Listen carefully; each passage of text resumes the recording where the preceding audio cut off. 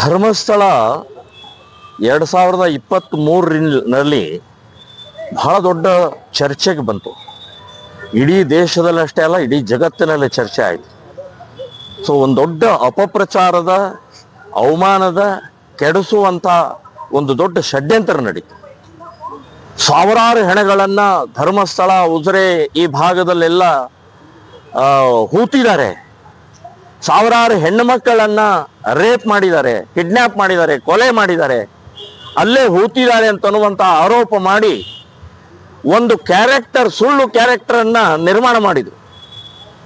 ಇದರಲ್ಲಿ ಈಗ ಆ ಪ್ರಮುಖ ಆರೋಪಿ ಬುರುಡೆ ಚಿನ್ನಯ್ಯ ಅನ್ನುವಂಥ ವ್ಯಕ್ತಿ ಈಗ ಅವನು ಕೋರ್ಟಿಗೆ ಅರ್ಜಿ ಹಾಕಿದ್ದಾನೆ. SIT ಅವರು ಡಿಲೇ ಮಾಡ್ತಾ ಇದ್ದಾರೆ, SIT ಅವರು ನೆಗ್ಲೆಕ್ಟ್ ಮಾಡ್ತಾ ಇದ್ದಾರೆ, SIT ಅವರು ದುರ್ಲಕ್ಷ್ಯ ಮಾಡ್ತಾ ಇದ್ದಾರೆ, ಕೂಡಲೇ ಇದಕ್ಕೆ ಒಂದು ಎಂಡ್ ಮಾಡಿ ಅಂತ ಹೇಳಿ ಅರ್ಜಿ ಹಾಕಿದ ಪರಿಣಾಮದಲ್ಲಿ ಆ ಅರ್ಜಿಯಲ್ಲಿ ಎಲ್ಲರ ಹೆಸರ ಜೊತೆಗೆ ಪ್ರಕಾಶ್ ರಾಜ್ ರೈ ಅನ್ನುವಂಥ ಬಹುಭಾಷಿತ ನಟ, ಸುಪ್ರಸಿದ್ಧ ನಟನ ಹೆಸರು ಕೂಡ ಉಲ್ಲೇಖ ಆಗಿದೆ. ನಾನು ಹೇಳೋದು, ಈ ನಟ ಮೊದಲಿನಿಂದಲೂ ಕೂಡ ನಾಸ್ತಿಕವಾದಿ, ಧರ್ಮ ವಿರೋಧಿ, ಹಿಂದೂ ವಿರೋಧಿ, ದೇವ ವಿರೋಧಿ. ಸೊ ಇಂಥ ವಿರೋಧಿ ಕೃತ್ಯ ಇವತ್ತು ಬಹಿರಂಗ ಆಗಿದೆ.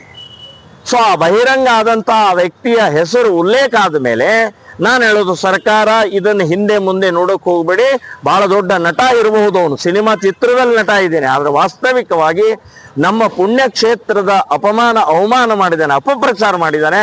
ನಾನು ಹೇಳೋದು, ಬಂಧನ ಮಾಡಿ ಎನ್ಕ್ವೈರಿ ಮಾಡಬೇಕು, ಅವನ ಚಿತ್ರಗಳನ್ನು ಬಹಿಷ್ಕಾರ ಹಾಕಬೇಕು. ನಾನು ಚಿತ್ರರಂಗ ಮಂಡಳಿಯ ಬೆಂಗಳೂರಿಗೆ ಕಂಪ್ಲೇಂಟ್ ಅನ್ನು ಕೂಡ ಕೊಡಾವಿದ್ದೇನೆ.